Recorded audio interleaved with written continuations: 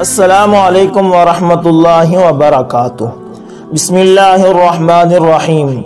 دوستو، سابقہ SSP نیاز احمد کھوسہ صاحب لکھتے ہیں کہ ان دنوں میری پوسٹنگ CI جمشید کوارٹر میں تھی۔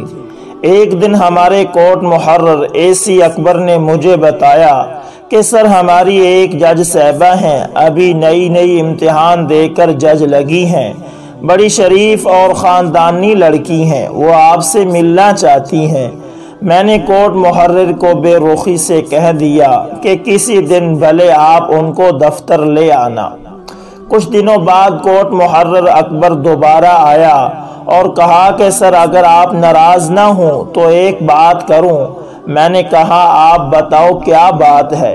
کوٹ محرر نے کہا، صاحب جی، ہمارے جج صاحبہ سے روزانہ کام پڑھتے رہتے ہیں، وہ بیچاری پوچھتی بھی نہیں اور آپ کے نام پر کام کر دیتی ہیں۔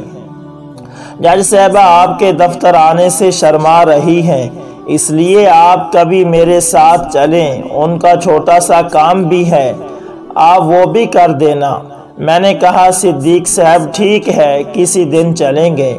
ایک دن میں AC اکبر کے ساتھ سٹی کورٹ چلا گیا۔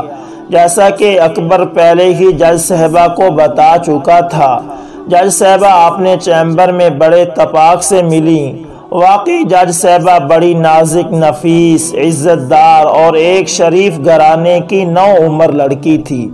گفت و شنید کے بعد ہم نے اپنے فون نمبر ایک دوسرے کو دیے۔ جب میں جانے لگا تو جج صاحبہ نے ایک لابق قانون کی کتاب اور ایک پارکر کا 14 قلم مجھے تحفے میں دیا اور کہا کہ AC اکبر نے مجھے بتایا تھا کہ آپ زیادہ تر پارکر کا 14 قلم استعمال کرتے ہیں، اس لیے میں آپ کے لیے لائی تھی، اور کہا کہ مجھے ایک گن مین کی ضرورت ہے، اگر ہو سکے تو کل AC اکبر کے ساتھ بھجوا دیں۔ میں نے دفتر پہنچ کر ڈپٹی محرر کیانی کو کہا کہ کوئی گن مین AC صدیق کو دے دیں، اس نے علاقے کی جج صاحبہ کے ساتھ ڈیوٹی کرنی ہے۔ دوسرے دن جج صاحبہ نے فون کر کے میرا شکریہ ادا کیا اور اس کے بعد وہ فون پر مسلسل رابطے میں رہتی تھی۔ کچھ دنوں بعد ڈپٹی محرر کیانی میرے پاس آیا اور ڈرتے بتایا کہ صاحب جی، وہ آپ کو یاد ہے نا، آپ نے ایک گن مین جج صاحبہ کو دیا تھا۔ میں نے کہا، ہاں دیا تھا، تو کیا ہوا اب؟ کیانی صاحب نے مجھے بڑے رازدارانہ انداز میں بتایا کہ صاحب جی، گن مین روزانہ شام کو دفتر آتا ہے، اس کی اور جج صاحبہ کی آپس میں دوستی ہو گئی ہے اور وہ دونوں شام کو ایک ساتھ گھومتے رہتے ہیں۔ مجھے جج صاحبہ کی بدقسمتی پر بڑا افسوس ہوا اور اعتبار بھی نہیں آیا، کہاں وہ پڑھی لکھی نازک نفیس لڑکی اور کہاں ہمارا اجڈ matric pass police constable. Karachi کے پرائیویٹ سکولوں کی تعلیم اچھی ہے اور کراچی کے بچے پہلے ہی قومی مقابلے کا امتحان اچھے نمبروں میں پاس کر کے اچھی نوکری حاصل کر لیتے ہیں۔ جج صاحبہ بھی ان میں سے ایک تھی۔ کچھ دنوں بعد AC اکبر میرے پاس آیا اور اس نے بتایا کہ سر، وہ گن مین اور جج صاحبہ کی دوستی ہو گئی ہے اور اب عملی طور پر جج صاحبہ کی عدالت کا پورا کام گن مین کے حوالے ہے۔ جس کی ضمانت کروانی ہے یا کسی کا کیس ختم کروانا ہو، گن مین سارا کچھ ڈیل کرتا رہتا ہے۔ اور مجھے کہا، صاحب آپ گن مین کو واپس بلا لیں اور جج صاحبہ کو بتائیں کہ ان کی بڑی بدنامی ہو رہی ہے۔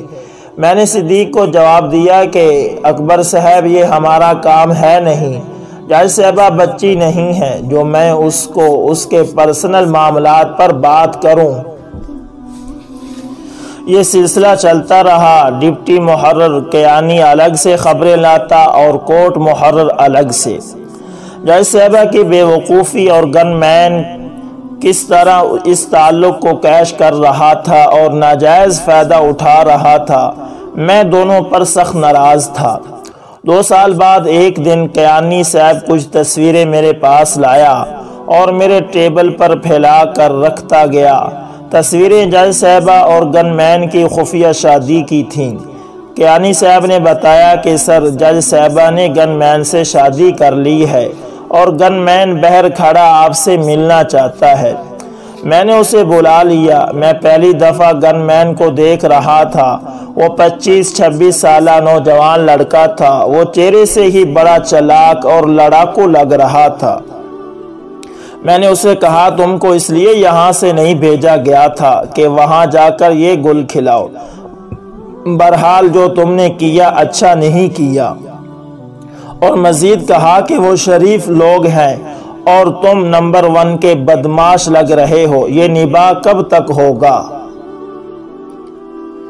جیسا کہ لڑکی جج صاحبہ میرے ساتھ مسلسل فون پر رابطے میں تھی اور کئی بار آپ نے گھر کھانے پر بلایا، جج صاحبہ نے نہ کبھی گن مین کی بات کی اور نہ ہی میں نے کبھی ان سے یہ بات چھیڑی۔ گن مین ایسے موقع پر میرے سامنے نہیں آتا تھا۔ جج صاحبہ اکثر کہا کرتی تھی کہ نیاز صاحب مجھے آپ کا بہت بڑا سہارا ہوتا ہے۔ ہر مشکل گھڑی میں میں آپ کو تنگ کرتی رہتی ہوں۔ میں آپ کے نام پر لوگوں کو دھمکاتی رہتی ہوں۔ اس طرح 3-4 سال گزر گئے۔ جج صاحبہ سال میں 2-3 دفعہ اپنے گھر مجھے کھانے پر ضرور بلاتی۔ حقیقت یہ ہے کہ میں ان سے کوئی رحم اور رسم نہیں رکھنا چاہتا تھا اور مجھے یہ سب کچھ پسند بھی نہیں تھا۔ سچ یہ ہے کہ میرے دل میں جج صاحبہ کی حماقت کی وجہ سے افسوس اور غصہ تھا، مگر جج صاحبہ فون پر اتنا مجبور کرتی کہ مجھے ان پر رحم آ جاتا تھا اور دل نہ چاہتے ہوئے بھی جانا پڑتا تھا۔ یہ میری سمجھ سے بالا تر تھا کہ جج صاحبہ کیوں یک طرفہ تعلقات کی آبیاری کرتی آ رہی ہیں۔ میری جج صاحبہ کے خاندان سے اچھی بھلی شناسائی ہو گئی تھی۔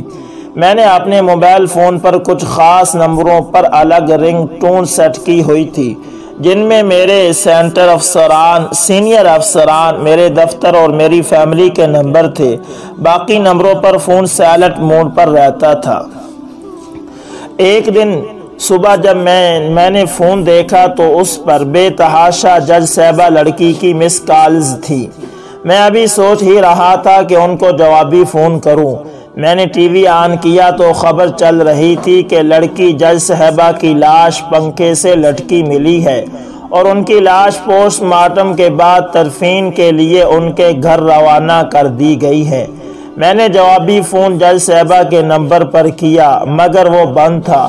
میں نے کورٹ محرر کو فون کیا اور کہا کہ ٹی وی پر یہ خبر چل رہی ہے، آپ فوراً جج صاحبہ کے گھر جاؤ اور واقعے کے متعلق معلومات لو اور نماز جنازہ کا وقت معلوم کر کے مجھے بتاؤ۔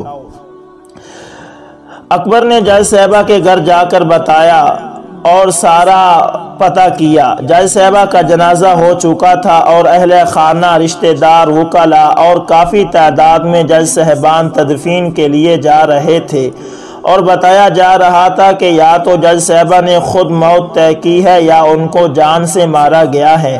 صدیق نے بتایا کہ صاحب گن مین کہیں بھی نظر نہیں آ رہا۔ مجھے جج صاحبہ کے المناک انجام پر بہت افسوس ہوا۔ میں اسی دن ان کے بھائی اور والدین سے تعزیت کرنے چلا گیا۔ اس افسوسناک واقعے کی وجہ سے دل بوجھل سا ہو گیا تھا۔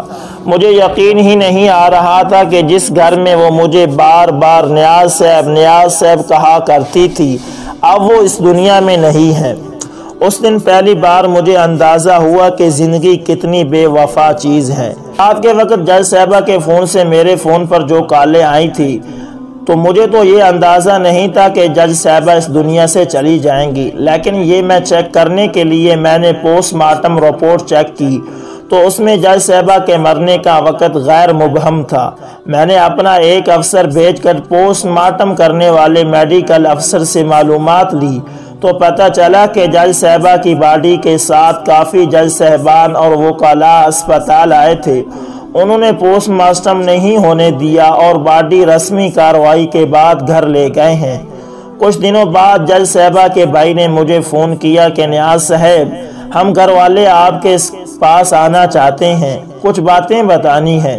میں نے ان کو کہا کہ آپ لوگ اب بھی میرے لیے قابل عزت ہو، میں آپ کے پاس آتا ہوں۔ میں جج صاحبہ کے گھر چلا گیا۔ ان کے بھائی اور والدین بڑے دکھ کی کیفیت میں تھے۔ انہوں نے بتایا کہ گن مین نے کس طرح کے گل کھلائے وہ آپ کو پتہ ہوگا۔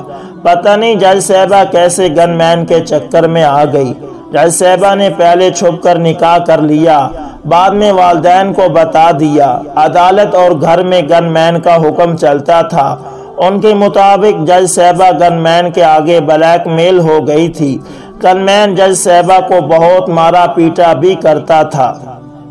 جج صاحبہ کے بھائی نے بتایا کہ جب گن مین کی گھر میں ہر بات پر مداخلت بڑھ گئی اور گھر والے گن مین سے تنگ آ گئے تو انہوں نے گن مین کا گھر میں آنا جانا بند کر دیا۔ تو جج صاحبہ نے بہادر آباد میں ایک مکان کرائے پر لیا، گھر والوں کو بتایا بھی نہیں تھا، اور عدالت کے بعد 1-2 گھنٹے کرائے کے مکان میں گزارتی اور شام کو لازماً اپنے گھر آ جاتی تھی۔ کرائے کے گھر سے ہی جج صاحبہ کی لاش ملی تھی۔ جج صاحبہ کے بھائی نے بتایا کہ گن مین آپ سے بہت ڈرتا ہے اور جج صاحبہ کو آپ کا بہت سارا ہوتا تھا، اس لیے جج صاحبہ آپ کو وقت با وقت گھر بلاتی رہتی تھی کہ گن مین آپ پہ میں رہے۔ انہوں نے بتایا کہ گن مین نے جج صاحبہ کا قتل کیا ہے اور ہمارے پاس آیا تھا اور دھمکیاں دے کر گیا ہے کہ گھر بیچ کر اس میں سے مجھے حصہ دو وغیرہ وغیرہ۔ جج صاحبہ کے گھر والے گن مین سے بہت ڈرے ہوئے تھے۔ ان کو خطرہ تھا کہ اگر ہم نے گن مین کو پیسے نہ دیے تو وہ جج صاحبہ کے اکلوتے بھائی کو نقصان نہ پہنچا دے۔ جج صاحبہ اپنے غلط فیصلے کا خمیازہ بھگت چکی تھی اور اپنے عبرتناک انجام کو پہنچ چکی تھی۔ یہ تو طے ہے کہ جج صاحبہ کی خودکشی یا قتل کے پیچھے وجہ گن مین ہی تھا۔ گن مین وہ اژدہا تھا جو جج صاحبہ کو کھانے کے بعد جج صاحبہ کی مظلوم اور کمزور فیملی کو کھانے کے چکر میں تھا۔ جج صاحبہ کی فیملی کو بھی عزت کے ساتھ جینے کا حق تھا اور فیملی کو گن مین کے رحم و کرم پر چھوڑا نہیں جا سکتا تھا۔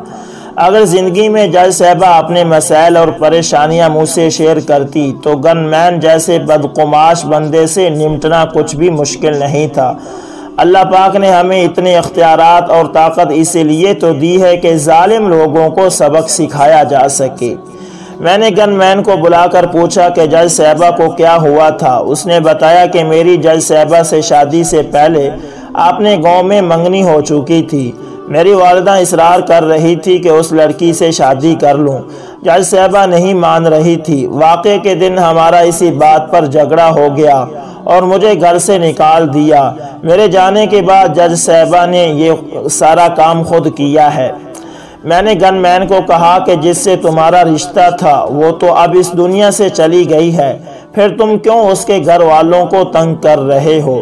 گن مین سر جھکائے کھڑا رہا اور اس نے کوئی جواب نہیں دیا، مگر دوسری طرف گن مین جج صاحبہ کے گھر والوں کو دھمکیاں دینے لگا اور گھر والوں نے خود کو بچانے کے لیے گن مین کے خلاف قتل کا پرچہ کرا دیا اور آئی جی صاحب سے کیس کی تفتیش میرے پاس ٹرانسفر کرا دی۔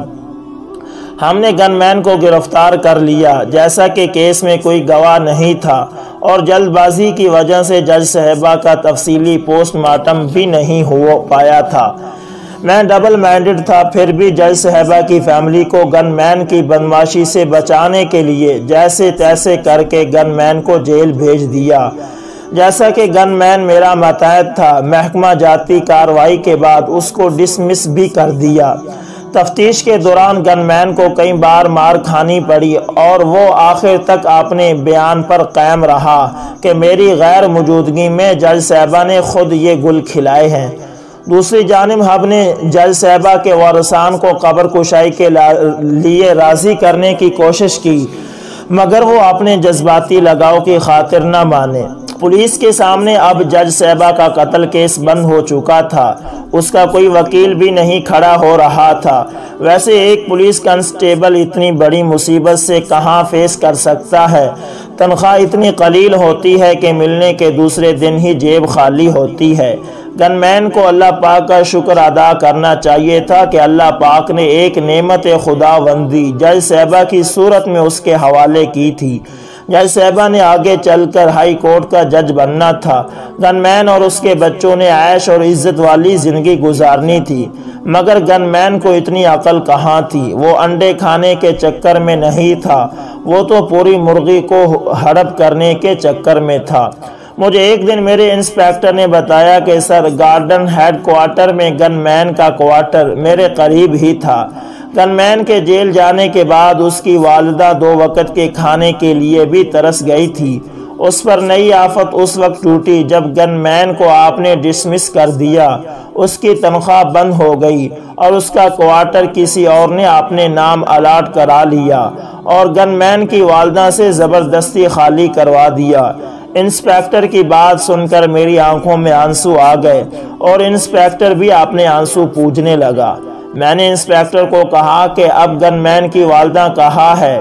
اس نے کہا کہ اس کا کوئی پتہ نہیں ہے۔ میں نے اس کو کہا کہ کوئی کرائے کا فلیٹ لے کر دے دو اسے اور مہینے کا خرچ بھی دیتے رہیں گے ہم، مگر باوجود کوشش کے اس بیچاری کا پتہ نہ مل سکا۔ کوارٹر خالی کرنے کے بعد وہ کہاں گئی اور کس حال میں ہے کچھ پتہ نہ چلا۔ دوستو، کرتی اولاد ہے اور بھگتنا والدین کو پڑتا ہے۔ وہ کہ میں نے اس بے سہارا ماں کو دیکھا نہیں تھا، مگر وقت با وقت اس کا دکھی چہرہ میری آنکھوں میں گھومتا رہا۔ آج بھی جب گن مین کی بیچاری والدہ کا خیال آتا ہے تو دل دکھی ہو جاتا ہے کہ کاش گن مین کو نوکری سے نہ نکالا ہوتا، کم از کم اس کی والدہ سے کوارٹر تو نہ چھینا جاتا۔ ہر مہینے تنخواہ تو آتی رہتی ہے، یہ سب میں آسانی سے کر سکتا تھا۔ عدالت میں گن مین پر قتل کا جرم ثابت ہو گیا تھا اور عمر قید کی سزا ہوئی تھی اور ابھی تک وہ جیل میں ہے۔ تو دوستو، اس سے یہ پتہ چلتا ہے کہ انسان کو اپنے فیصلے ذاتی نہیں کرنے چاہیے۔ ہاں، اگر وہ کر لے یا کوئی ایسا معاملہ پیش آ جائے زندگی کے اندر، تو اگر کوئی اس کو بلیک میل کر رہا ہو تو کم از کم ساتھ والوں کو بتانا چاہیے تاکہ فوری مدد حاصل کر سکی۔ یہ دیکھیں کہ ایک جج صاحبہ نے وقت پر فیصلہ ٹھیک نہیں کیا تو کیا ہوا؟ اپنی جان سے چلی گئی۔ اگر ایس ایس پی صاحب کو وہ بتا دیتی تو یہ معاملہ تو نہ ہوتا۔ دوستو، امید کرتا ہوں ویڈیو اچھی لگی ہوگی۔ ویڈیو پسند ہے تو لائک شیئر اور کمنٹ میں اپنی رائے کا اظہار ضرور کریں، اور اس ویڈیو کے اندر اس ویڈیو کے بارے میں اپنی رائے کا اظہار ضرور کریں کہ اس کے اندر کس کی غلطی تھی۔ اور اگر اس چینل پر نئے ہیں تو اس کو ضرور سبسکرائب کریں، ساتھ میں بیل کے نشان کو دبانا نہ بھولیے گا تاکہ ہر نئی ویڈیو کا نوٹیفیکیشن سب سے پہلے آپ دوستوں تک پہنچتا رہے۔ جزاکم اللہ خیر۔